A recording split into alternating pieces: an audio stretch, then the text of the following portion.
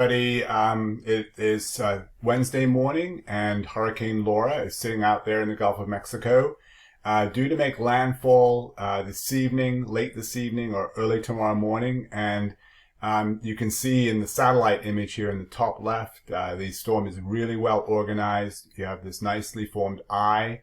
It is intensifying, and you can see these bands here in the upper quadrant, the northeast quadrant. This is typically where we worry most about damage, and we'll be talking about that in Module 5.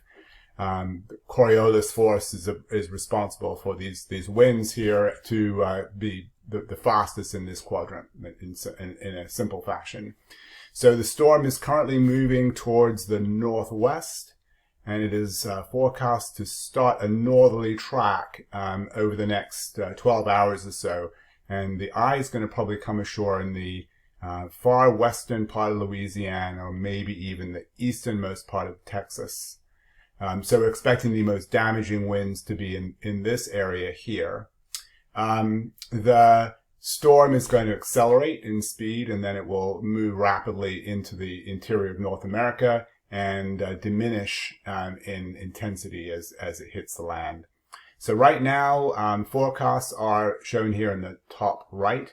The wind speeds are going to be about 110 in this most intense area here, which is going to be devastating. The only good news is this is not a heavily populated area. It's populated, but not like hitting a major metropolitan area like Houston, which will be on the outside of the intense area here, or New Orleans. If the eye came across closer to those areas here, we would expect far more damage, but it's still going to be considerable. And what we worry about most is the storm surge. The storm is pushing water towards the north and northwest, and what we're going to see is a storm surge of 10 to 15 feet, which is considerable. And obviously the amount depends on exact timing with respect to tides. But we're going to see 10 to 15 feet of storm surge in a very low-lying area, and the forecast is for the storm to push water inland up to 30 kilometers inland. So we're going to see a lot of flooding in the westernmost part of Louisiana, the easternmost part of Texas. So major storm surge, and by comparison, Hurricane Katrina, which was a major storm surge event in New Orleans, saw storm surges up to 23 feet in this area here. In Mississippi, and that's where the largest storm surges were during Katrina. So we're going to see a significant storm surge, a significant amount of rain, up to 15 inches. 10 to 15 inches in some of these areas here. And then as the storm moves to the north and then towards the east, you're going to bring rainfall into the Tennessee and Ohio valleys. As I said earlier, right now the storm is being controlled, the track is being controlled by this high pressure.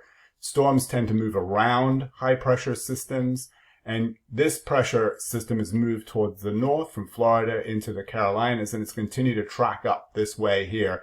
And that's why the storm is going to accelerate and gradually take a northern and then an easterly track over the next few days. And it's going to be Saturday by the time it reaches the area, the mid-Atlantic area, Virginia or so, and it's going to be just a depression by that time with some significant rain. So that's the forecast. Stay tuned. If you're like me and you're a weather buff, I highly recommend downloading the National Hurricane Center app on your phone so you can get the latest.